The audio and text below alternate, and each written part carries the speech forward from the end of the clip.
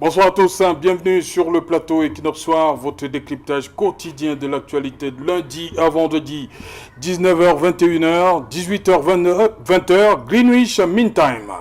35 714 cas confirmés de Covid-19 contre 551 décès au 25 février 2021, annonçait le ministre de la Communication René Emmanuel Sadi le 1er mars dernier. Des chiffres révélateurs d'une réelle montée en puissance du Covid-19 au Cameroun, réunis au cours d'une conférence de presse conjointe, ministre de la Communication, ministre de la Santé publique et délégué général à la Sûreté nationale, René Emmanuel Sadi, porte-parole du gouvernement, va reconnaître que la recrudescence du Covid-19 au Cameroun est liée à un relâchement généralisé des principales mesures barrières édictées par l'Organisation mondiale de la santé et le gouvernement. Cette indiscipline généralisée constatée porte préjudice, d'après le ministre de la Communication, à la stratégie nationale de riposte. Sur le terrain, la réalité saute aux yeux. Le nombre de patients sous assistance respiratoire ne cesse d'augmenter. Les établissements scolaires constituent plus que jamais des foyers de contamination. Face à cette situation, un seul élu local, à savoir le maire de la commune d'arrondissement de Douala-Premier, Jean-Jacques Lengue Malapa, est allé jusqu'à prendre la décision de fermer momentanément 7 écoles maternelles communales, le temps de procéder à leur désinfection. Sous d'autres cieux, des chefs d'établissement et responsables des structures déconcentrées du ministère de la Santé publique se contentent d'avancer des chiffres alarmants, créant davantage la psychose au sein de la population. Face à cette résurgence Covid-19, les populations, malgré les nombreux rappels à l'ordre du gouvernement pour un strict respect des mesures barrières, semblent n'avoir toujours pas pris conscience de l'ampleur du phénomène. Peut-être attendent-elles une autre sortie gouvernementale comme celle du 17 mars 2020. Madame, Monsieur, tout à l'heure à 20h, c'est la grande édition d'information présentée depuis Douala par Cédric Noufelin. Quant à moi, je vous retrouve après pour le débrief du journal.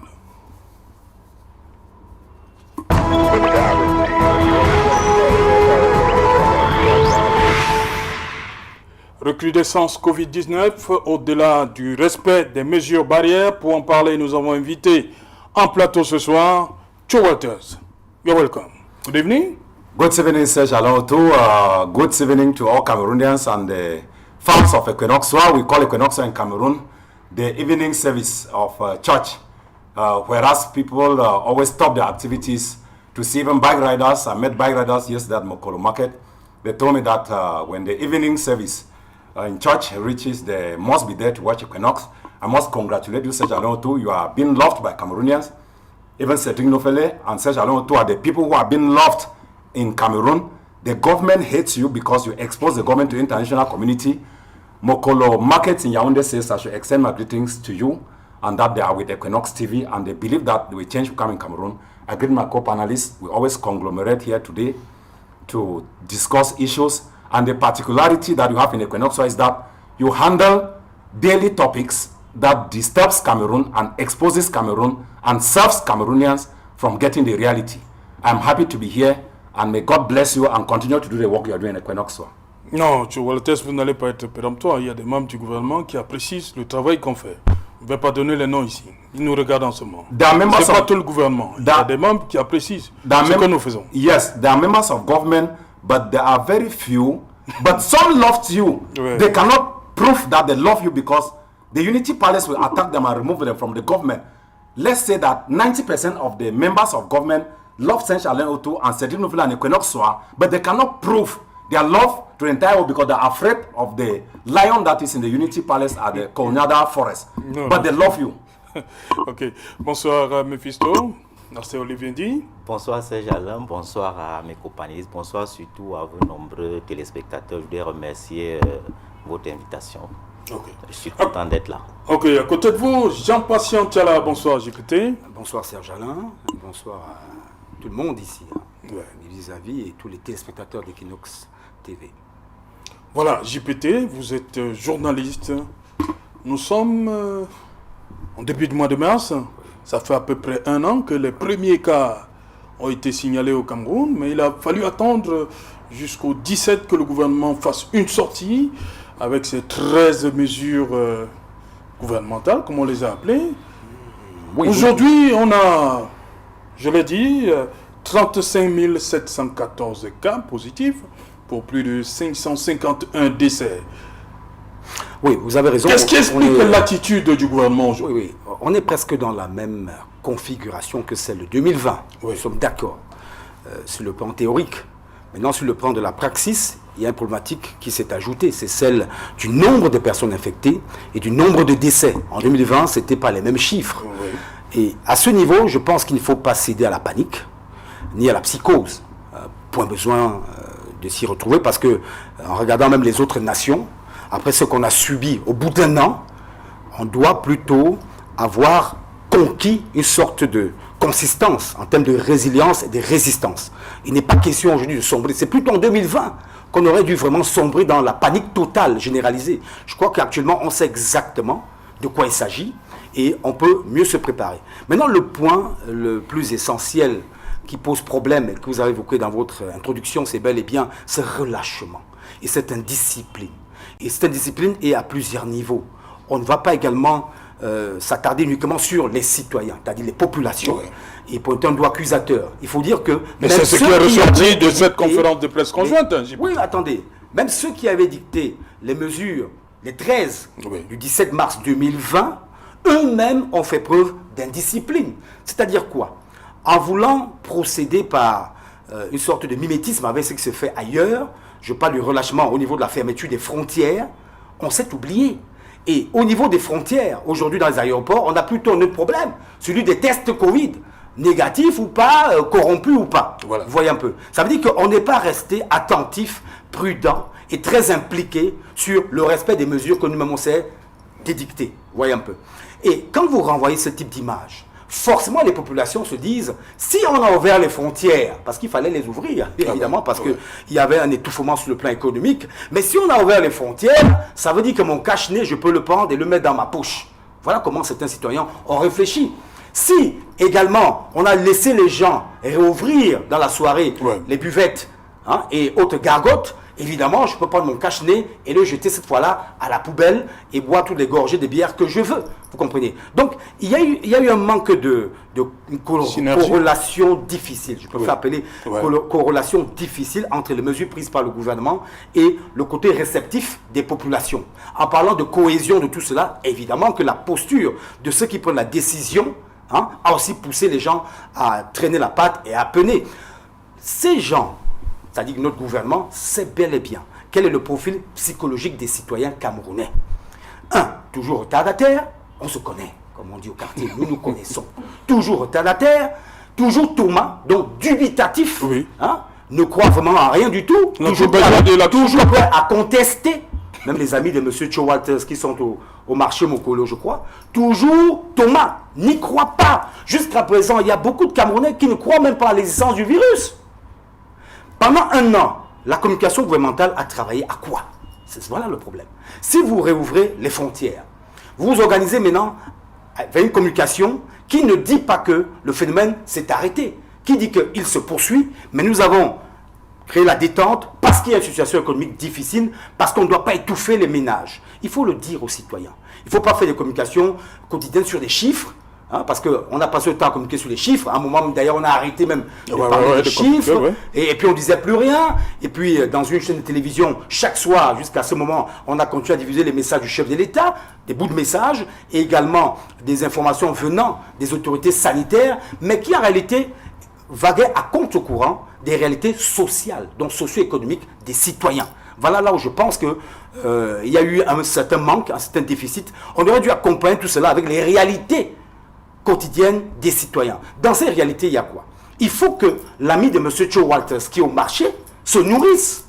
Il faut que moi, journaliste, que je travaille et que j'ai mon pain quotidien. Regardez la presse aujourd'hui.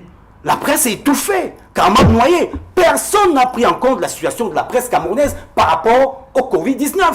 Personne. Il y a plusieurs pans de la société qui ont été abandonnés comme ça et on n'a pas communiqué dessus. Alors on se réveille un matin parce qu'on nous dit il y a des variantes qui sont arrivées, ça se complique, ça se corse, il y a plus de décès et on met ça sous le coup du relâchement. Je suis d'accord pour le relâchement, mais est-ce qu'on a réfléchi sur comment faire pour que les gens tiennent jusqu'au bout? Parce que personne ne savait, ou alors on ne sait à quel moment le virus partira. Il ne partira d'ailleurs pas, parce qu'on va s'habituer à vivre. On a dit on doit Ça veut dire qu'on doit être dans une planification en termes de communication sur la durée, en termes de sensibilisation sur la durée. On ne doit pas venir un an après faire une évaluation qui nous dit que, en réalité, le vrai problème a été celui de la communication. Tenez, vous avez un message du délégué général de la Sécurité nationale qui dit que dans les taxis, dans les transports en commun, nul ne doit plus y monter sans son cache-nez. Mais malheureusement, regardez ce qui se passe dehors. Voilà.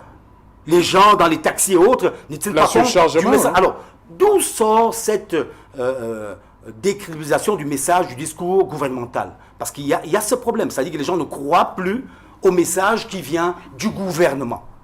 Et même le ministre de la Santé publique, qui à un moment donné a été l'égérie principale de l'affaire Covid-19, a perdu du terrain sur le plan de la communication. Pourquoi a-t-il perdu du terrain? Parce qu'entre-temps, il y a eu des casseroles venant des députés qui dénonçaient la gestion, selon eux, négative de l'affaire Covid-19. Il y a eu tellement de casseroles, même la réception maintenant et des simples ambulances et autres, ça fait problème. Ça veut dire que le problème, j'insiste, réside sur le schéma de communication. On n'a pas bien communiqué. Vous avez également ceux qui proposent les solutions endogènes qui se sont plaints de ne pas être financés. Tout cet ensemble crée un effet boomerang et fait en sorte que la population doute même de tout ce que le gouvernement peut lui dire. Donc il faut revoir le logiciel de communication, il faut remettre les choses à plat et non trouver le bouc émissaire qui serait un peuple, qui serait indiscipliné, qui serait désordonné. Voilà, Cho Walter, justement, qu'est-ce qui fait donc que le gouvernement a beau dire, porter les masques et tout ça, mais au niveau de la population, ça ne passe pas. Qu'est-ce qui explique cela? Que le message du gouvernement ne passe pas? Yes, actually, you know that in communication, there is what we call feedback. When you communicate, you need feedback. The feedback from the population is obviously negative because majority of Cameroonians do not believe on this dictatorial regime. This dictatorial regime has 5 modes of governance. We have repression, nepotism, manipulation, and oppression, and brutality. So you discover that the government has abandoned its citizens. Cameroonians knows that coronavirus is mystical because the Spanish bird flu that appeared in 1918 killed a lot of Cameroonians and there was no advancements in technology. Besides that, we had this coronavirus 19 that came, but the government policies of communications are very poor. You hear the Delegate General of National Security that comes out to communicate, but with a very poorly strategies of communication. You will have instructions from the presidency, the Ministry of Public Health, under the instruction of the presidency, outlining measures through the Prime Minister, but Cameroonians still not respect because they know that the government is not serious.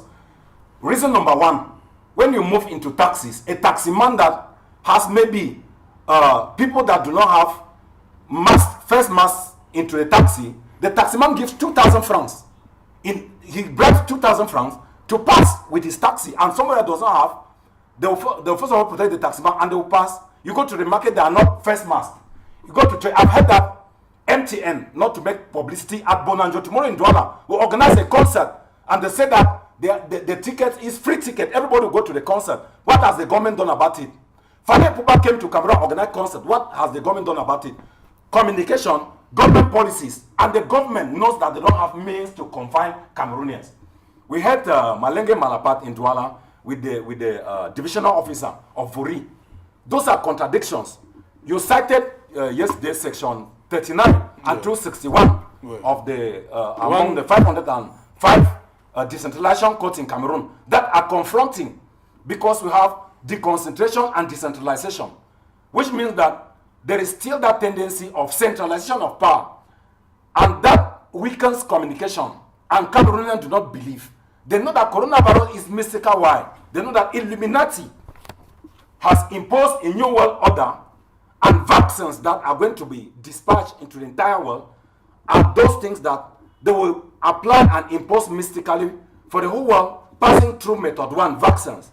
In South African government obtained COVAX that were not adaptable. It poses the question of adaptability. Now in Cameroon, we don't know whether the vaccines that are coming in are adaptable to what we have because people are sick of malaria. Malaria is a variant of coronavirus. And then the high fever.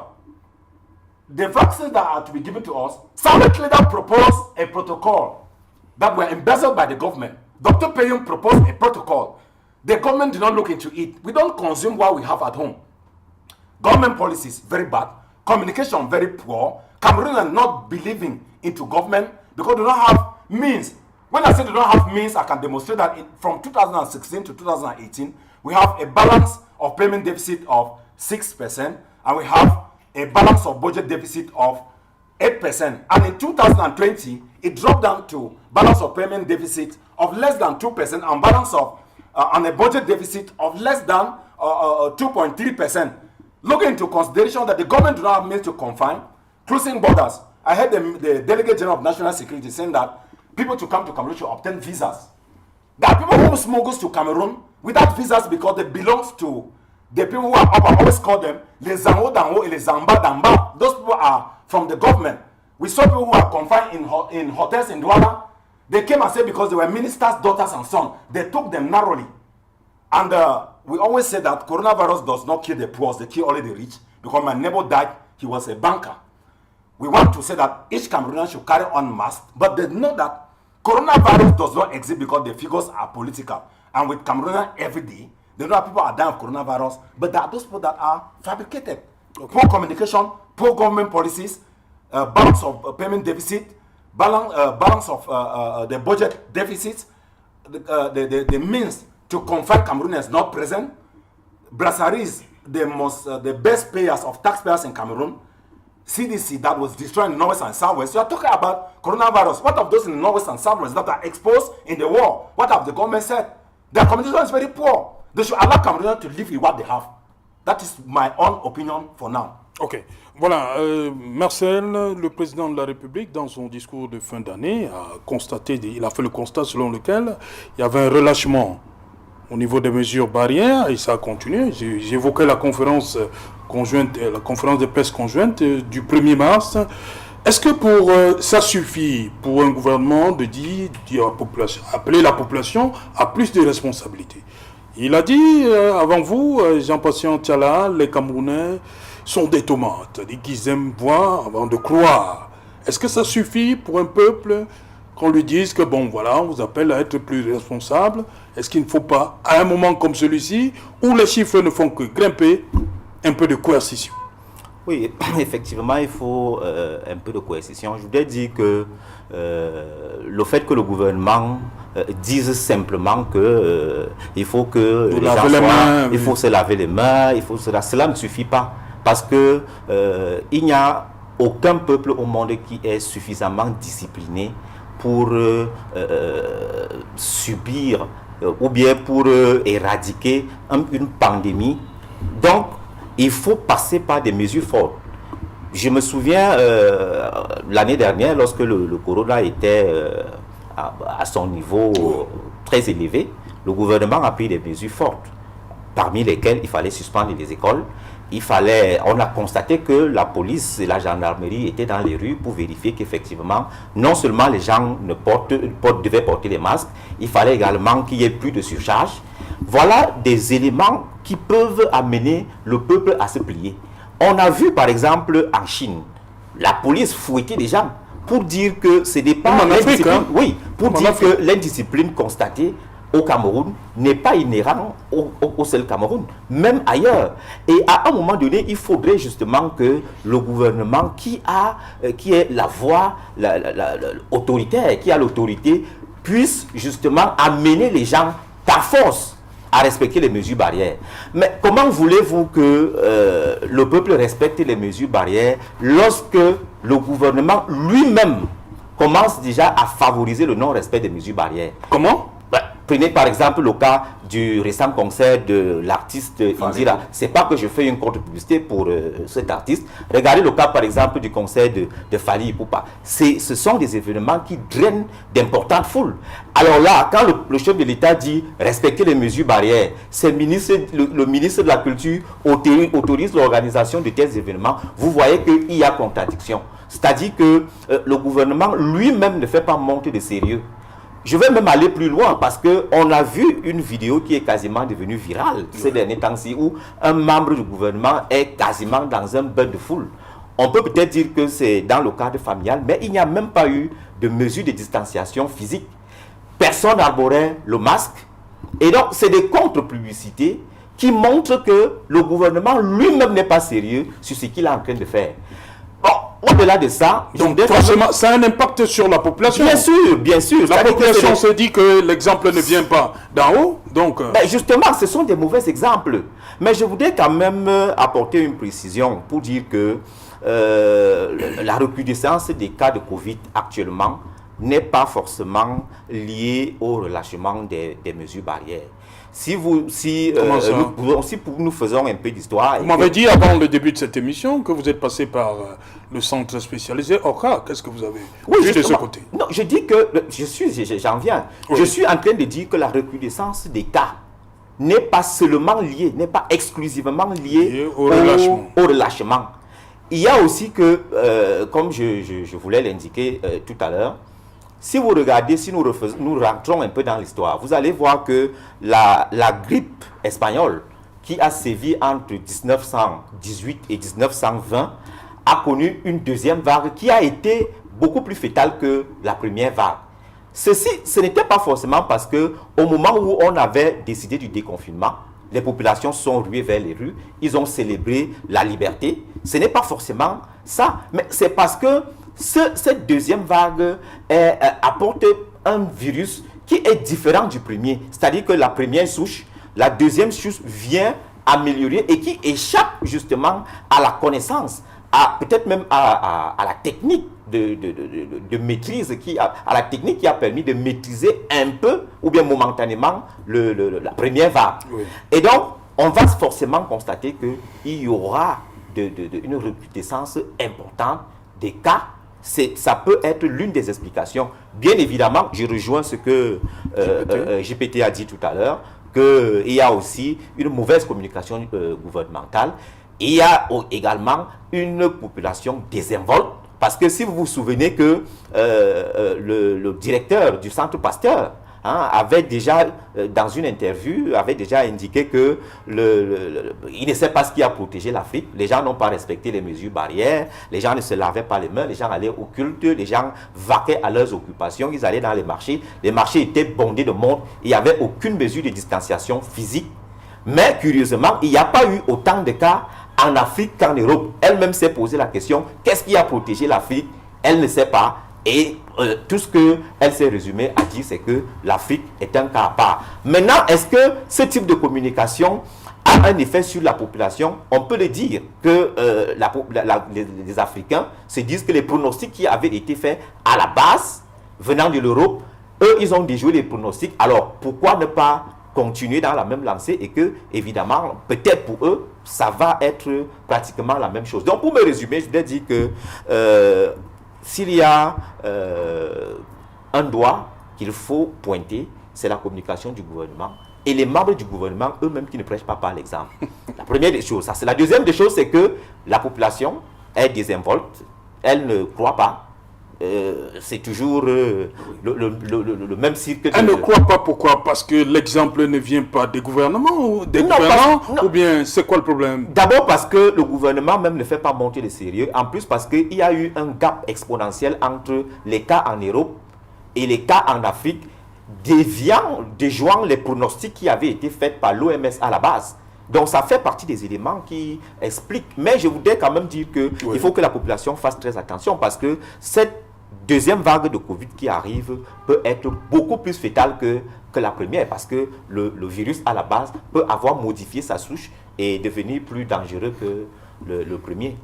Voilà, oui, j'ai pété justement. Les mesures du 17 mars 2020 ne sont pas levées. Il y a surtout ce quatrième point qui disait les rassemblements de plus de 50 personnes sont interdits sur l'ensemble du territoire national. C'est justement là où je voulais en venir. Oui, on voit les concerts. C'est là où je voulais en venir. Allez-y, allez-y donc. Ouais, allez-y. Désolé. Qu'est-ce qui fait donc que le gouvernement prêche une chose, mais sur le terrain, on applique autre chose? Vous ne pouvez pas dire.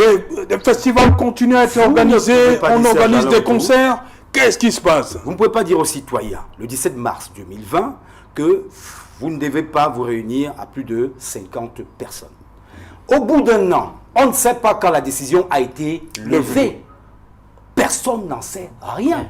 Mais quand je regarde ailleurs, on aime à nous faire le reproche de copier les Occidentaux, mais quand même, prenons le cas le plus facile, celui de la France. Oui. Je crois que le Premier ministre... À un moment, le Premier ministre, on dit que telle mesure, nous la levons, nous la réinstallons ou réinstaurons. Donc vous avez parlé tout à l'heure de communication. C'est la communication. Les Français sont en train d'attendre, de compter les... Est-ce qu'on va être confiné? Je crois que c'était à 18h. C'était à quelle heure le Premier ministre en Castex? Mais écoutez, chez nous, quand on a dit pas plus de 50, on s'est retrouvé nous-mêmes à nous débrouiller à respecter cette affaire de 50 et parfois on ne respectait même pas. Et on ne sait pas quand le gouvernement a dit de faire plus. On a laissé faire. Sous le même prétexte, il parlait de désinvolture. Ça concerne tout le monde, la désinvolture. Je suis pour la responsabilité individuelle et collective. Vraiment, on doit être tous responsables. Je suis d'accord. Et il faut rappeler ça à chaque citoyen, à chacun d'entre nous. Soyons responsables. Mais maintenant, celui qui est à la tête, qui dirige, doit impulser cette volonté de responsabilité individuelle, ensuite collective. Il n'y aura pas d'immunité collective, je suis d'accord, mais au moins la responsabilité peut nous aider à sortir de ce mauvais guêpier, vous comprenez?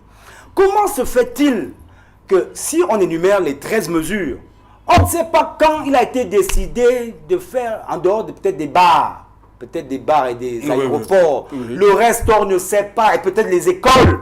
Et même jusque-là, on ne sait pas très bien. Voilà pourquoi dans les écoles, les gens se fourvoient aujourd'hui. Vous avez des maîtresses qui disent aux enfants, bientôt on va fermer parce que les enfants rentrent en courant à la maison, mais maman, papa, c'est fini, on va fermer. Non, il n'y a aucune information juste. Voilà pourquoi on a aussi le problème de Douala. Premier, avec un maire qui décide lui-même de fermer des écoles communales, et après la sortie du gouvernement, le préfet applique pour dire, non, vous êtes incompétent en la matière. Vous ne pouvez pas le faire. Mais les écoles sont restées fermées. Ah ben oui, vous voyez, ça reste fermé malgré la... Voilà, vous m'informez même d'ailleurs que c'est resté fermé. C'est resté fermé. Et ensuite, autre élément important, au niveau du protocole des soins, il y a aussi un gros problème. Certaines sources nous disent qu'à Orca, dont parlait Mephisto, les patients, comme d'habitude dans nos hôpitaux, sont mal reçus. Et ça, il faut que le ministre de la Santé le sache, que les patients sont maltraités là-bas.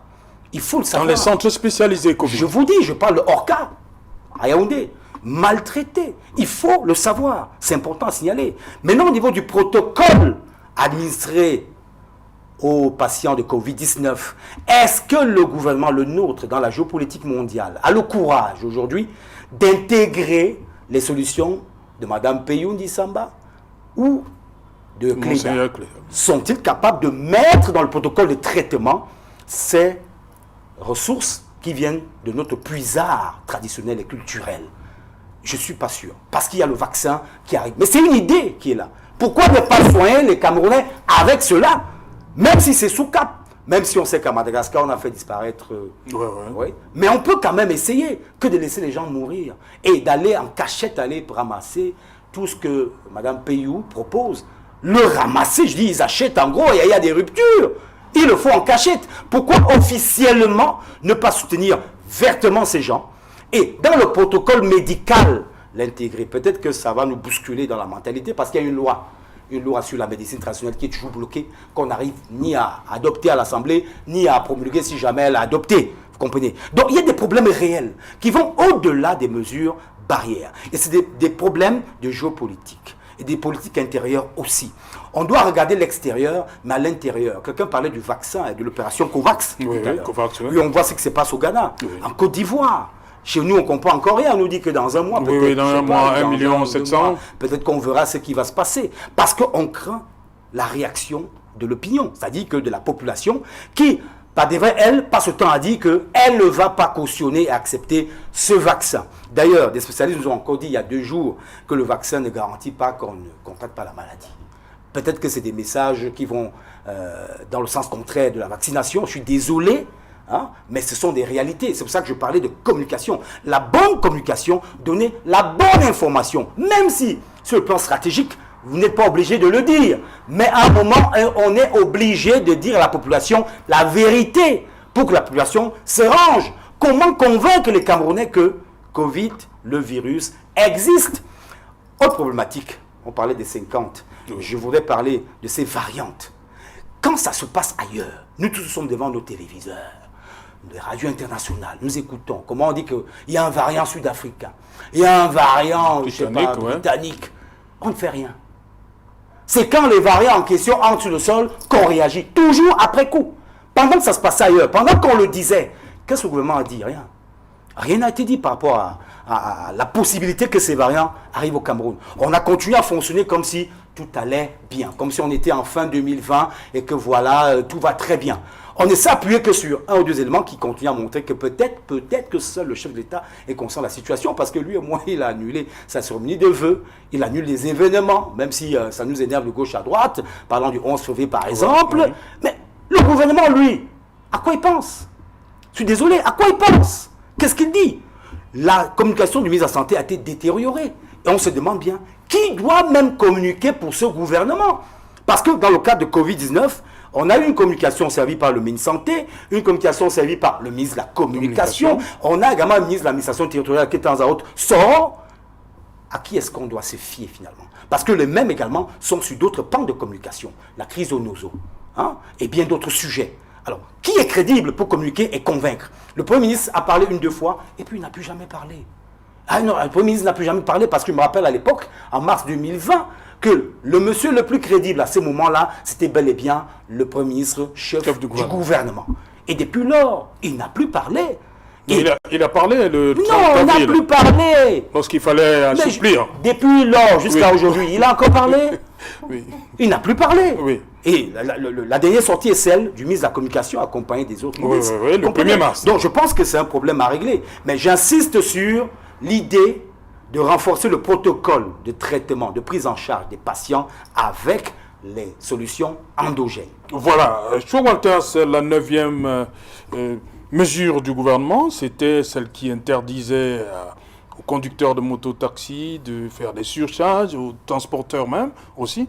Vous qui aimez parler de Mokolo, vous avez beaucoup d'amis de ce côté-là. Bike riders. Voilà. Est-ce que le message passe? C'est-à-dire le port du masque, il continue à porter 2-3 personnes sur la même moto? Ils ne sont pas conscients de ce qui se passe? Okay, I want to thank you very much for elevating that number 9 measures. When you talk about bike riders in Cameroon, do you know that in 2018, President Paul Biya said that he will create more than 500 jobs in Cameroon? We heard that 300 bikes were added in the national territory, in Douala and Yaoundé, Bausan, in other regions. So, bike riders, you know that Cameroon depends solely on the informal sector. Those who have diplomas and they don't have works are riding bikes. They have very qualified diplomas and they are competent, but they ride bikes. That 9 measure you see like that is difficult for bike riders to respect, because I will take an example. I was at Mokolo yesterday. I had to intervene for a bike to be released at Mokolo Commissariat. I presented myself to the commissioner and said that it was my student that I taught at the University of Tuswa, and the guy has gone to school, but he has been rejected from government concourse because he does not have a godfather, or maybe has money to bribe to enter a NAM, IRIC, or ENS.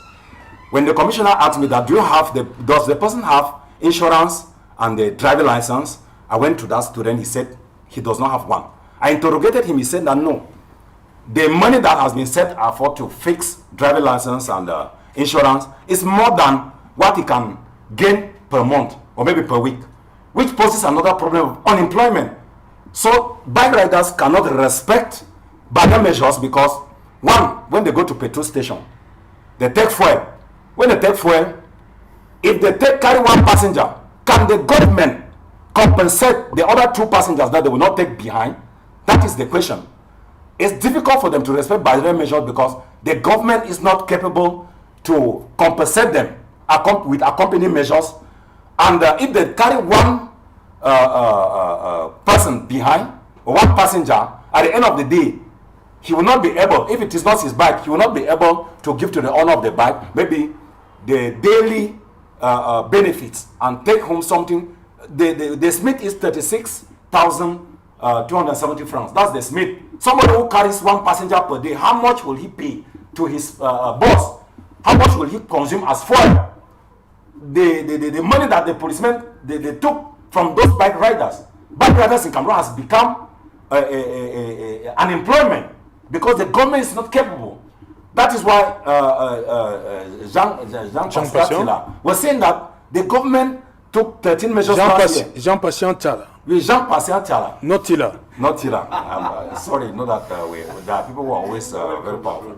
So the government cannot come back to the 13 measures. Reason number one. Non, Walter, vous parlez du prix du carburant. Est-ce que vos amis là portent au moins le masque? Yes, majority of them. The bike riders, they put on their face mask. I was at Mokolo. They put on their face mask. But the problem is the number of passengers that they carry behind. C'est ça le problème. Yeah, that is the problem. Ils ne peuvent pas respecter l'interdiction. No. They carry one passenger. Let me take for example, somebody who operates at Mokolo, who carries a passenger, maybe to Carrefour or Billy, to Biamansi and to Mendong, it consumes more than 2,000 francs as fuel. If you take one passenger and the passenger from Mokolo to Mendong is maximum on a bike is 500 francs. If you go to Mendong and carry one passenger back, it's 1,000 francs. You have consumed fuel of 2,000 francs. So how much will you take home as benefit to give your boss as benefit? So it's difficult. And I will go further to say that even taxi men cannot respect the barrier measures, but they put on their face mask because the accompanying measure to compensate their fuel is insufficient from the government because the government is incapable with the budget deficit to give the accompanying measures. It's difficult. We live on the informal sector. For 80% of Cameroonians depend on the daily feeding. That is, they feed from hand to mouth. They live in the morning, they come in the evening. How many of them has the government recruited in the public service? We have 300 people that are recruited in the public service. That is significant. More than 25 million inhabitants in Cameroon. How many goes to INAM? How many goes to ENS? How many goes to the medical school and the public works? How many graduate from school? You launch a concours of 500 places in INAM. You see 50,000 dossiers deposited. Will they respect barrier measures? They'll put on their face mask, but they will do with it. There's nothing the government can do because the government is useless and they have abandoned its citizens and the government has eaten up its citizens. Ok, Marcel Olivier dit justement cette question, on a tous fait le constat que la population a du mal à respecter ces mesures. Qui peut aujourd'hui amener les Camerounais à respecter ces mesures? C'est quoi? Le Premier ministre, type docteur Joseph John Gauthier fait une sortie demain comme le 17 mars dernier, ou bien le président de la République? C'est ça qui peut amener les Camerounais, on va voir les Camerounais avec des masques comme après le 18 mars 2020. Une sortie du chef de l'État ou bien du chef du gouvernement? Qu'il s'agisse du chef de l'État ou bien du Premier ministre chef du gouvernement, il faut reconnaître que les messages de toutes ces deux personnalités ne sont pas suffisamment réceptifs. Ils ne sont pas suffisamment réceptifs parce que le gouvernement en réalité est démuni. Cette situation embarrasse le gouvernement et ça vient mettre à nu l'état que notre gouvernement a. Je vais vous prendre le cas par exemple du ministère de la Recherche scientifique. Dans une situation pareille, le ministère de la Recherche scientifique devait mobiliser des experts dans le domaine pour qu'on essaye de trouver des solutions. Or, quand vous regardez ce qui s'est passé, on a l'impression que le ministre nous a promis la chloroquine. Après la chloroquine, plus rien. Nous attendons tous de l'Occident. L'Occident même étant, je peux dire, dépassé. Et donc, comme ils sont dépassés, ce que le gouvernement se résume à faire, c'est de dire, ok, essayons de faire ce qu'on peut. La vérité est que, qu'il s'agisse du chef de l'État, la preuve en est que tout ce que le chef de l'État a dit, personne ne respecte à partir de ses ministres.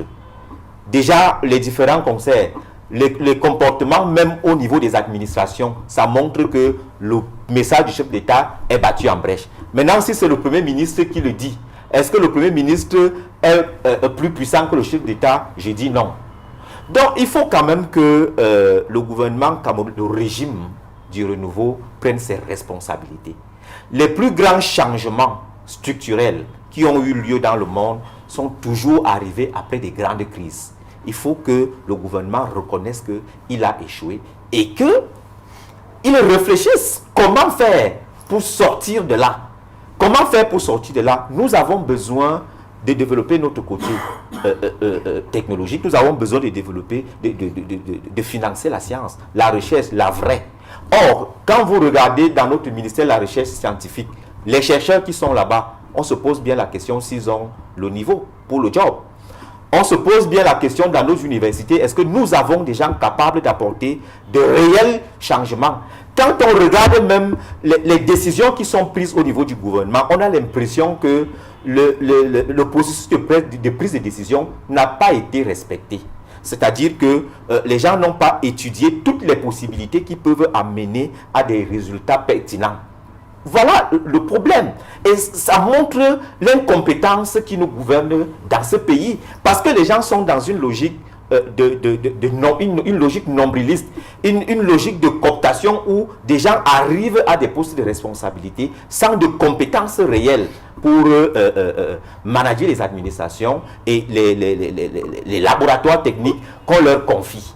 Donc, je dis que si le gouvernement ne met pas un appui au niveau de la recherche scientifique, nous allons toujours rester à attendre le dictat de l'Occident. Le Monseigneur Cléda a fait une proposition. Et comme notre gouvernement est quasi apeuré, ce que l'OMS a dit, ils ne peuvent pas aller outre.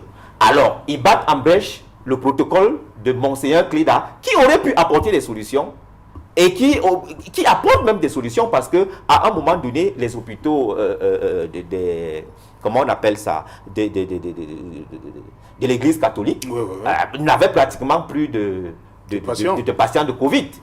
Il a dit. Et le gouvernement, malheureusement, a ignoré Monseigneur Cléda. Ils auraient pu financer Monseigneur Cléda pour qu'on ait le maximum de produits, pour qu'on n'attende pas tout de l'Occident. Et je dis que les 1 million et poussière de vaccins, de doses de vaccins qu'on envoie, ce n'est pas gratuit. Parce que vous n'allez pas demander à un laboratoire de fabriquer des produits pour vous et venir vous les donner gratuitement. Non. Le gouvernement camerounais va payer. Pourquoi ne donc pas opter pour la solution qui est beaucoup plus moins chère, une solution endogène qui est beaucoup plus moins chère et qui est même adaptée à notre contexte? Pourquoi ne pas financer cette solution-là? Nous attendons tout de l'Occident. C'est une preuve supplémentaire, une preuve, je dirais même irréfutable, que le gouvernement camerounais est dépassé. Voilà. Jean-Paul Tchala, le Cameroun a abrité le CHAN 2020, qui s'est joué en 2021. Et certaines personnes pensent que ça pourrait aussi venir de là, parce que c'était la première compétition avec public qui s'est jouée. Et au bout là, la CAN qui arrive. Oui, comment on va gérer ça? Oui, si vous permettez. Oui, allez-y. Parce que je pense que tout ça se rejoint. Je voudrais dire à mon frère Ndi que M. Cléda, ou alors le prélat Cléda, a quand même été soutenu par le gouvernement. Mais il y a d'autres qui n'ont même jamais été soutenus par le gouvernement. Non, comme Mme Dissamba, laissez-moi continuer, je vous en prie. Non, je vous dis, je ne parle pas de financement. J'ai bien dit soutenu. Je ne parle pas de l'anglais, ni le chinois, ni autre chose. Qu'est-ce que vous mettez dans soutenir, Jean Patient? S'il me permet de finir, je vais avancer. Si je ne peux même pas finir, je ne vais jamais vous dire. Je vous dis qu'au moins, même sur le plan symbolique, Monseigneur Cléda a été soutenu par... Et vous pensez que le symbole soigne la maladie? Oui, mais laissez avancer, je vous en prie. Je ne vous ai pas stoppé. Allez-y. Je vous ai respecté. Allez-y, Jean-Paul. Je dis bien que Monseigneur Cléda a été soutenu par le gouvernement. Il a même été soutenu par d'autres mécènes que vous connaissez, à coups de millions de francs CFA. Il y a d'autres qui n'ont jamais été soutenus d'un iota. Vous comprenez? Et quand on les voit sur le plateau de télévision, on a l'impression qu'ils font du lobbying. Non, ils ne font pas du lobbying. Ils communiquent sur une potion qu'ils ont et qui sauve des vies. Et c'est pour ça que je dénonce ce 2 poids 2 mesures. Ou alors cette obscurité créée par les mêmes autorités qui vont derrière la case de ceux qui fabriquent ces potions et les achètent en gros et ramènent dans leur duplex. Vous comprenez? et donne l'impression que non, ça ne sert à rien. Voilà pourquoi je continue à dire qu'il faut donner de la lumière à tout le monde. Que ce soit Monseigneur Cléda, il y a également Dissamba Payou et bien d'autres qui sont là. Il faut également les mettre en lumière. Monseigneur Cléda a été mis en lumière par le gouvernement. Ça, je ne sais pas si M. Ndiva va aussi le contester. En termes de communication, de médiatisation, c'est une vérité. On était tout là en 2020. Vous comprenez? Donc, il faut faire évoluer les choses. Et si on veut les faire évoluer, là, je suis d'accord avec lui, c'est qu'il ne faut pas trembler. Il ne faut pas avoir peur. Vous comprenez? Certes, le rapport de force avec les Occidentaux est un peu difficile pour nous, mais il faut trouver des solutions. Même si vous le faites d'une manière désorientée, faites-le néanmoins. Ça rassure aussi les populations. Vous savez combien de gens sollicitent ces potions-là? Vous savez, est-ce que vous pouvez imaginer le nombre de personnes qui veulent accéder à ce que ces gens proposent? Vous savez combien de gens appellent? Mais les gens ont plus confiance à cela qu'au discours qui vient du gouvernement. Vous comprenez? Voilà quand je vous parlais du Premier ministre et du chef de l'État. Parce que je reprochais justement à notre langue, nos politiques, de tout politiser. Tout est politisé. Voilà le problème aussi. Et quand on politise trop, ça devient un problème. Rappelez-vous, à un moment on a dit, hurrah pour le Cameroun, youpi, nous sommes les meilleurs pour gérer la Covid-19. D'aucuns ont pris sur eux de mettre ça sur le dos du régime en place. D'autres, de l'autre côté, ont déconstruit cela en disant qu'ils ont également leurs affaires à eux, ils collectent de l'argent et puis ils achètent des cache-nez aux gens. Vous comprenez? Donc le choc politique également, à ce niveau de la gestion de la Covid, a aussi posé un problème dans la conscience des citoyens. Vous comprenez? Et voilà aujourd'hui pourquoi vous avez, dans une affaire qui devait être uniquement humanitaire, sociale, sanitaire, culturelle et traditionnelle, on se trouve dans une affaire où il y a un camp qui pleurniche d'avoir mal géré l'argent, je ne sais pas qu'est-ce qu'ils cotisaient, et un autre camp qui dit, ben, on a trop crié victoire au moment où on a dit que le Cameroun a bien géré. Je me rappelle qu'on nous a dit et rabâché les oreilles que le Cameroun fait partie des meilleurs pays en termes de gestion de Covid-19. Et c'est à ce niveau que le relâchement s'assoit et s'installe. Donc on ne peut pas venir accuser une population qui vous suit aussi souvent, parce qu'il ne faut pas donner l'impression sur ce plateau qu'il n'y a pas de gens qui suivent ce que dit le gouvernement. Faux. Faux. Je vous dis, c'est faux.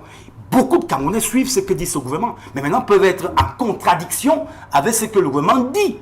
Ce qui dérange avec le gouvernement, c'est la manière de dire les choses. Quand est-ce qu'il faut dire? Quand est-ce qu'il faut faire une sortie? Et comment il faut la faire? Et qu'est-ce qu'il faut dire? Qui doit parler? Qui doit prendre la parole? La parole ne doit pas être portée par tout le monde. Voilà l'un des problèmes de notre gouvernement. On ne sait pas qui est réellement le porte-parole. Tout le monde parle. L'autre problématique également, c'est l'arrivée dans les réseaux sociaux des documents qui fuitent. Ah oui. Vous avez une fuite de documents administratifs, des documents des hauts dignitaires de la République qui se retrouvent dans les réseaux sociaux. Et là, ça perd en crédibilité parce que dès que ça arrive dans les réseaux sociaux, on critique. Et dès qu'on critique, le message est erroné. Ouais, il est brouillé. Hein. Le récepteur le reçoit mal. Vous comprenez? Donc, la politisation aussi est quelque part un problème. J'essaie d'identifier les éléments qui peut-être empêchent aujourd'hui que nous soyons capables de convaincre la population. Et quand on dit nous, je ne parle pas de moi, journaliste, je parle bien de ceux qui sont les leaders publics et même ceux qui portent la parole, les orateurs publics. Ok. Non, oui, rapidement, 30 secondes, voilà. Je voudrais dire à JPT ici que je trouve quand même surprenant qu'ils disent que pendant que des gens sont en train de mourir, on soutient... D'abord, je ne dis pas que les gens sont en train de mourir. Non, je ne sais pas, c'est moi qui le dis. Pendant que les gens sont en train de mourir, les gens meurent de Covid. C'est vous qui le dites. Oui, je dis, j'assume ce que je dis. Allez-y. Pendant que des gens sont en train de mourir de Covid, et qu'il y a quelqu'un qui apporte une solution pertinente, une solution concrète qui sauve des vies, et notre gouvernement, il tolère que notre gouvernement apporte un soutien symbolique. Je trouve ça bizarre. En plus, lorsqu'il parle de... Vous ne m'avez pas du tout... Non, lorsqu'il parle de... Non, vous ne m'avez pas compris. Soyez aussi démocrate. Je suis désolé. Vous m'avez empêché de parler tout à l'heure, je peux faire la même chose. Non, vous ne m'avez pas compris. Soyez démocrate. Je n'ai pas dit cela. Soyez démocrate. Oui, je termine en disant... Je termine en disant que vous parlez de politisation du Covid, mais il faut bien que le politique s'y mêle. Vous savez quand dans les pays sérieux, quand le gouvernement propose un protocole, il faut bien que les politiques critique ça. Vous m'avez bien il faut bien écouté. qu'il Non, vous critique m'avez ça, pas il faut bien bien qu'il se mêle. Ok. Je crois que vous m'avez Et pas donc- compris du tout. Vous et êtes, donc- vous êtes hors sujet, et vous donc- n'avez pas compris. Non, vous pouvez pas dire ça. Si, je vous dis. Non, vous pouvez pas dire Vous ça. avez parlé des intentions qui sont pas... Non, mais vous avez parlé... Vous avez Non, parlé... vous avez Terminez rapidement. Vous n'avez rien compris à ça. Oui, on va permettre. Oui, Oui, 30 vous avez secondes. parlé... Non, vous n'avez rien compris. Permettez. On va Yes. permettre à Chowates Yes, de clôturer. before 30 secondes. Yes, 30 seconds. I want to say that the fundamental problem that the government has now with the Cameroonians is that they have poor communication, and to resolve that problem, the government should unite its forces. What I mean forces, it means that President Pobia should meet with Professor Maurice Kamtoni, John Frondi, Alice Kong, Kawala, and the rest, and think and strategize communication to solve problem Cameroon, because Cameroonians say that they will die with the corona by looking for their break. Ok, merci. Madame, Monsieur, dans un instant, le 20h de Cédric Nouffelé, tout de suite, et après, on se retrouve pour Equinox Soir, deuxième partie.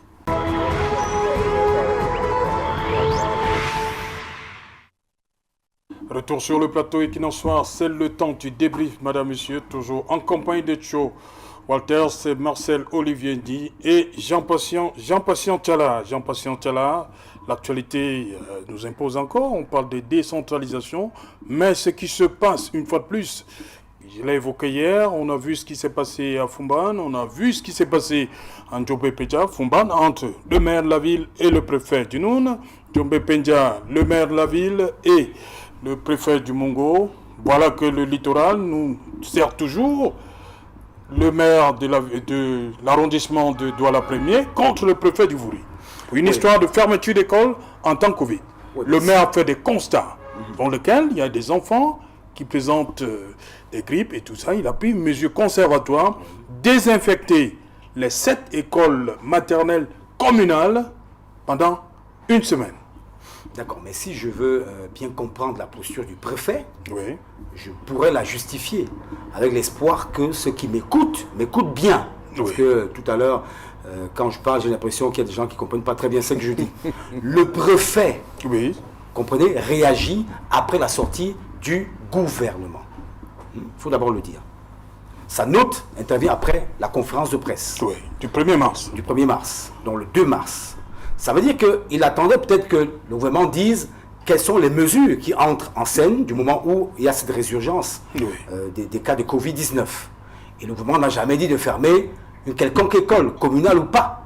Et évidemment, le préfet doit entrer dans son rôle, jouer son rôle, j'allais dire, et demander à monsieur le maire, lui rappeler que vous n'avez pas compétence pour fermer les écoles, parce que la question Covid-19 se gère sur le plan global, avec le gouvernement. Il y a toute une synergie gouvernementale en matière de gestion de la Covid-19, soit. Maintenant, il y a un autre aspect que vous posez avec raison, c'est celui de la décentralisation. C'est une vieille affaire depuis que le texte que vous connaissez est disponible, Oui, oui, celui oui. sur les collectivités 24 territoriales décembre décentralisées. 2019. Oui, c'est-à-dire que le rôle joué par les autorités administratives aux côtés des collectivités territoriales décentralisées. Un véritable problème. On a dit qu'à chaque fois, les préfets, sous-préfets et gouverneurs ont la possibilité d'exercer le tour de vis sur ce que pourrait proposer soit un maire, soit un conseiller régional, je ne sais pas quoi, ou un Ils préfet n'inventent de pas, région. c'est prévu par le texte. Hein. Exactement, prévu par les textes. Voilà pourquoi au moment on Donc a, le législateur, on on a doit le légèrement pointer du doigt. dénoncé cette affaire, mais en même temps, malheureusement, là je parle en journaliste, en même temps, il faut bien que le pouvoir central, malheureusement, ait quand même un droit de regard sur ce qui se fait dans le pays, parce que décentralisation ne veut pas dire que les régions deviennent des régions hors la loi. Comprenez? Ou bien des régions qui n'ont rien à voir avec Yaoundé, l'État central. Donc peut-être qu'avec le temps, vous savez que les textes de loi se revigorent, s'amendent au fil des années. Regardez l'État américain, il a conçu à combien d'amendements, des milliers d'amendements. Peut-être qu'on changera cela dans un avenir proche ou lointain, mais pour le moment, en termes d'indiscipline ou de discipline dans l'exécution de la décentralisation, le gouvernement estime que ce point, cet article, a encore toute sa place parce qu'il faut que, d'ailleurs, rappelez-vous que les conseils régionaux n'ont pas une certaine marge de manœuvre en matière de sécurité, en matière de grands projets. Il faut toujours quand même que le gouvernement central et les autorités administratives aient ce droit de regard. Le problème n'est pas réglé malheureusement et nous expose à ces conflits qui vont se démultiplier entre les préfets, les maires. Vraiment, ça va aller dans tous les sens.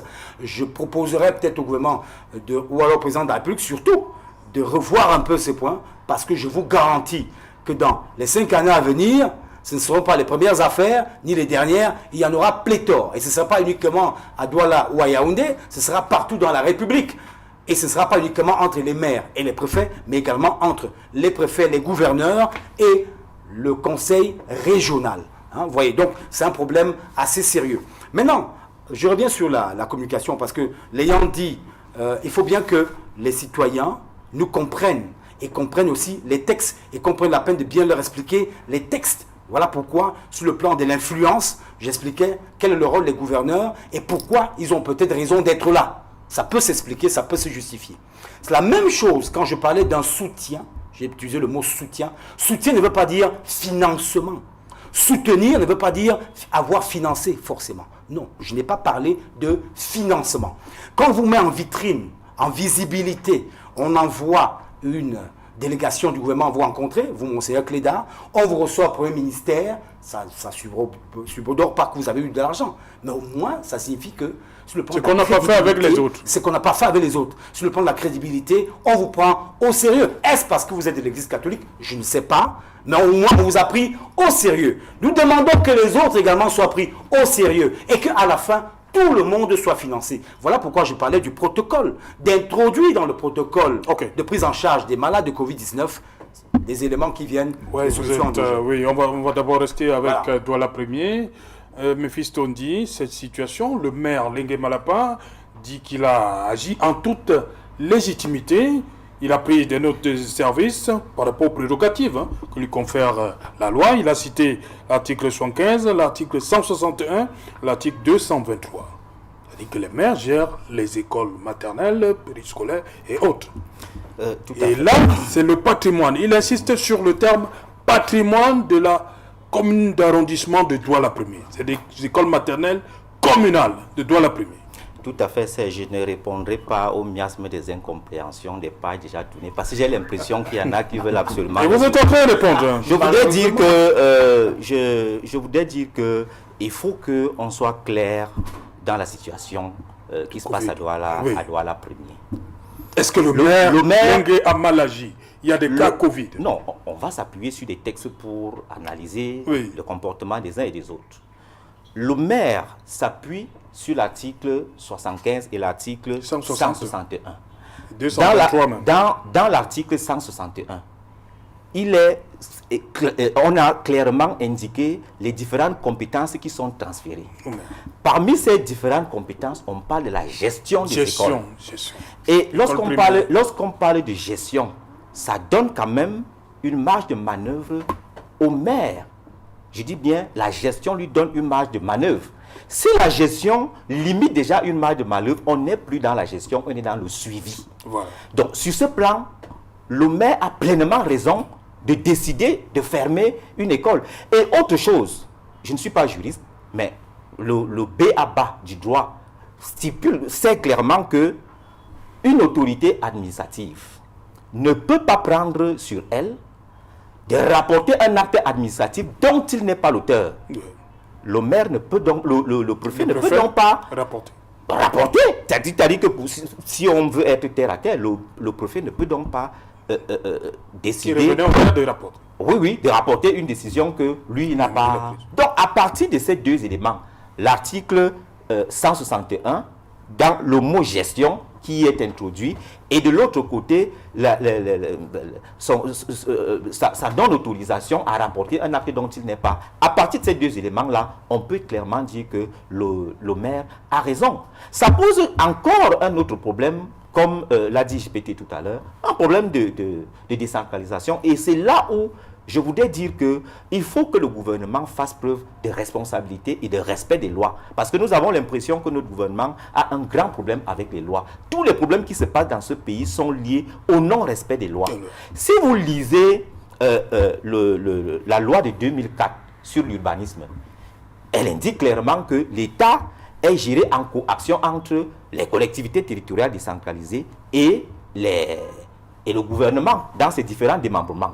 Et les deux entretiennent des rapports de collaboration et non des rapports d'autorité. Or, quand vous regardez, vous avez l'impression que l'administration, ici représentée par les différents démembrements du gouvernement, a envie de dominer, agir comme l'autorité sur les collectivités territoriales décentralisées, chose qui n'est pas vraie. C'est une hérésie. Il faut que le gouvernement, l'administration apprennent un peu à accepter que certaines compétences, on parle bien de certaines compétences, sont déjà transférées aux collectivités territoriales décentralisées. La décentralisation a été mise sur pied. Pourquoi? C'est pour rapprocher les administrés des administrateurs. Et c'est pour promouvoir le développement. Or, si l'administration centrale, certains diraient par exemple le régime jacobin de Yaoundé, piétine systématiquement les textes sur la décentralisation, alors les collectivités territoriales décentralisées ne peuvent pas promouvoir le développement comme cela est prévu. Okay. Et donc je dis que ce qui se passe, pour terminer, ce qui se passe à Douala est une honte. C'est une honte pour notre pays que des individus, sous le seul prétexte qu'ils ont le pouvoir administratif et qu'ils ont derrière eux les autorités policières, parce qu'il faut dire que les policiers sont des fonctionnaires et forcément il y a une certaine proximité entre les deux fonctionnaires, et sur ce point-là on voit que s'il y a un conflit entre l'autorité administrative et l'autorité des collectivités territoriales décentralisées, la police va se ranger derrière et tout de suite là l'autorité le maire sera piétiné, chose qui n'est pas normale. Ce n'est pas normal. Okay. Il faut quand même que les gens fassent preuve de responsabilité. Voilà, Thio Walters, quelle est votre appréciation à vous, à ce qui se joue, on va le dire comme ça, parce qu'on est sûr que c'est loin d'être terminé, hein, parce que le maire Lengue a fait une sortie aujourd'hui encore. Est-ce que le préfet va se... Quelle est déjà votre appréciation, ce qui se passe à Douala? I have two regards. The first regard is that since decentralization has failed, these are the consequences of a monarchy. The problem is this. If we remain in a unitary state... Vous dites que ça a échoué, ça a déjà été mis en place entièrement? Non. We had 36 Et vous avez déjà dit que ça a échoué. Ça a échoué. It has failed because we had 36 decrees that were to be signed to transfer human resource competence and financial competence to local collectivities. But 6 decrees have been signed and 26 have not been signed. Do you know that, Seshalan, that the Minister of Finance appoints employees in councils, which was supposed to be the role of the Ministry of Decentralization and Local Development? Those are conflicts of competence that my co-panelists have just said here. So far as we continue to remain in a unitary state, where the power is from a monarchy, we will continue to have people who represent the head of state that imposes powers on local collectivities. Non, nous ne sommes pas dans une monarchie. Hein? Faut pas... When I say a monarchy, it means that one person decides and he is represented by his administrators. Okay. I will take example. When you have Saint Michel de Niège, they have 60,000 inhabitants. It's the least federated state in the world with 14 paroisse, which means that the 14 states. The highest federated country in the world is India with 1,300,000 inhabitants. Nigeria here do not have governors, duos, and senior duos, but there's no conflict between the mayor and the divisional officer. So that's my first regard. The second regard is that we should pass to a federated state, because so far as 26 decrees have not been signed to effectively implement decentralization, we will continue to witness a conflict between the DO and the mayor. Because when you look at the recent regional councils, you discover that the governor is a superior to the president of the council or the regional assembly in Northwest and the Southwest. I'm taking it globally. That is in a general manner. I don't want to go into specificity like my co-panelists because they're into secondary problems. But me, I'm taking it globally that in Cameroon, we have a model. We have a unitary decentralized state that was formed and fabricated by President Paul Biya in 1984, 4th of February, that we have moved from the United Republic to La République du Cameroon, where Amba boys are using the northwest and the south, which are all the provinces of Cameroon. To end, I have just one thing to tell you. As an expert in that decentralization field, I will tell you that a unitary state will always make a duo to have power over the mayor, and a federated state will not make the duo to have power over the mayor. Take any country like cited, it will be the same. Ok. Voilà, Jean-Paul Siantala, on constate, je le disais, on est loin d'être sorti de l'auberge dans cette situation. Vous disiez en première partie que les écoles sont restées fermées. Oui, c'est un sujet, ma foi, très délicat. Oui. Vous comprenez ? C'est même un sujet très sérieux. Parce qu'à la fin, ça risque de dégénérer complètement. Donc il faut une intervention rapide. Parce que les deux parties s'appuient sur les articles du Code général. Oui, justement. Le préfet s'appuie sur le plan 9, le maire Lenguer s'appuie sur les articles. Je vous ai parlé. Donc personne ne veut lâcher. Personne ne veut lâcher.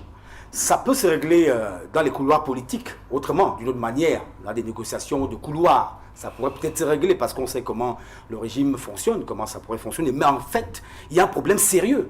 Parce que même ceux qui ont désolé de la tautologie, la même couleur politique, risquent demain s'affronter violemment. Il n'y aura plus une histoire de « je suis maire RDPC et toi, préfet, tu favorises ». Non, ça risque de finir très mal. Donc il faut régler ce problème, tout en indiquant que le gouvernement craint que des gens créent des États dans l'État. Voilà aussi le problème. Il ne faut pas créer des États dans l'État. Peut-être rejoindre Joe Walters qui parlait du fédéralisme. Mais quand on voit comment ça se passe aux États-Unis d'Amérique, vous remarquez que le maire gère la police. Voilà. Pas la police municipale, je dis bien la police avec le chef de la police. Vous comprenez? Parce qu'on est là dans des États fédérés. Un gouverneur aux États-Unis peut décider de fermer les écoles. Et l'État central à Washington ne dit rien. Vous avez vu pendant la Covid, non, il y a même le gouverneur du Texas, ils disent que on n'est pas là. Mais on n'est donc pas. Il n'y a plus de port de marché. Nous ne sommes donc pas dans la même configuration avec la décentralisation. Voilà, il y a un problème. Il ne faut donc pas que les gens confondent le fédéralisme à la décentralisation.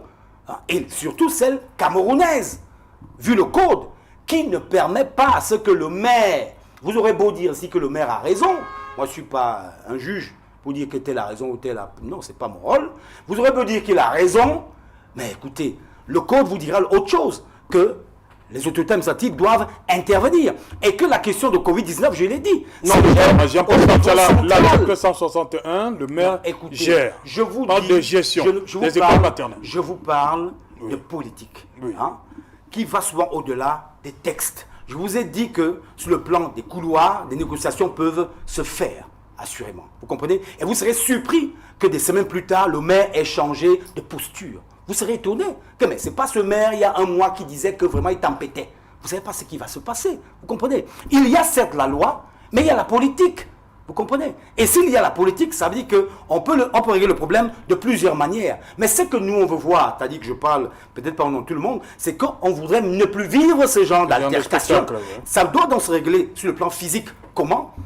Peut-être en toilettant le texte en lui-même, le code, qui, ma foi, a été très apprécié à son arrivée, donc je ne comprends pas qu'aujourd'hui on soit en train de se trémousser dessus, régler le problème, mais je pense que le chef de l'État, c'est lui que je préfère soit interpellé, le président de la République, doit chercher à voir clair dans cette situation. Parce qu'on parle de Douala Premier aujourd'hui, ce sera à Yaoundé, on a vu même des cas à Yaoundé, ce sera aussi ailleurs, et ça peut finir par des déflagrations sociologiques qui n'auront rien à voir avec la politique politicienne. C'est-à-dire, des gens vont prendre des attitudes bizarres. On a même dans ce pays des départements qui sont gérés par des chefs traditionnels, qui sont des petits rois là-bas.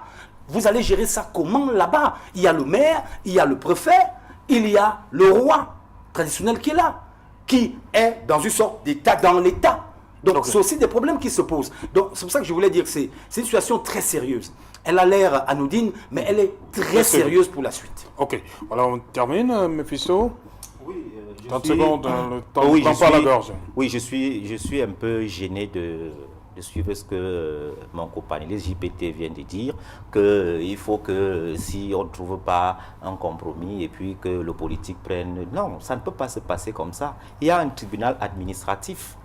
Quand deux autorités administratives ne s'entendent pas, alors celle qui se sent lésée, s'ébranle dans le tribunal Je verrai comment ça va se administratif. passer comme ça. Maintenant, si vous appelez le politique à régler le problème de Je droit, ne vais pas appeler le politique, mais je verrai comment ça va se si vous conseillez que le Conseil politique... non plus.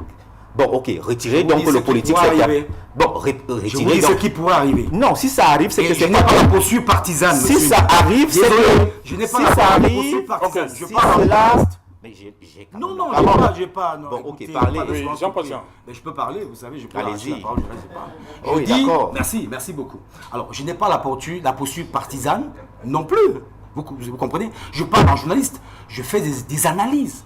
Et je ne sais pas pourquoi M. Ndi veut à tout prix démontrer que c'est des prises de position. Ce ne sont pas des opinions. Ok. Ce ne sont pas des opinions, monsieur. Merci. On permet de Quand Olivier de les- Si vous me terminer. donnez encore la parole, je vais la reprendre. Quand les téléspectateurs entendent que lorsque entre deux Qu'est-ce que vous entendez? entre deux administrateurs, je dis quand les téléspectateurs suivent vous entendez que quoi? entre deux c'est pas les administrateurs, téléspectateurs, c'est vous. s'ils n'arrivent pas à s'entendre, il faut que Mais le qu'est-ce que politique vous entendez? vienne. Oui, Ça veut dire que il est en train dans ce schéma-là, il est en train de proposer que Merci. Je ne suis pas en train On va permettre 30 secondes, on va repartir à droite. 30 vous dis secondes ce qui pour pourra sortir. Yes, To what else? yes, To end the program. Yes, I want to say that the government should que le gouvernement, il faut concasser le pouvoir. Et les bédis qui ne veulent pas quitter le palais, laissez le palais à ceux qui sont compétents pour venir au palais résoudre Non, le non, non, problème. non, on va pas. Non, non, je vous en prie, il faut retirer ce terme.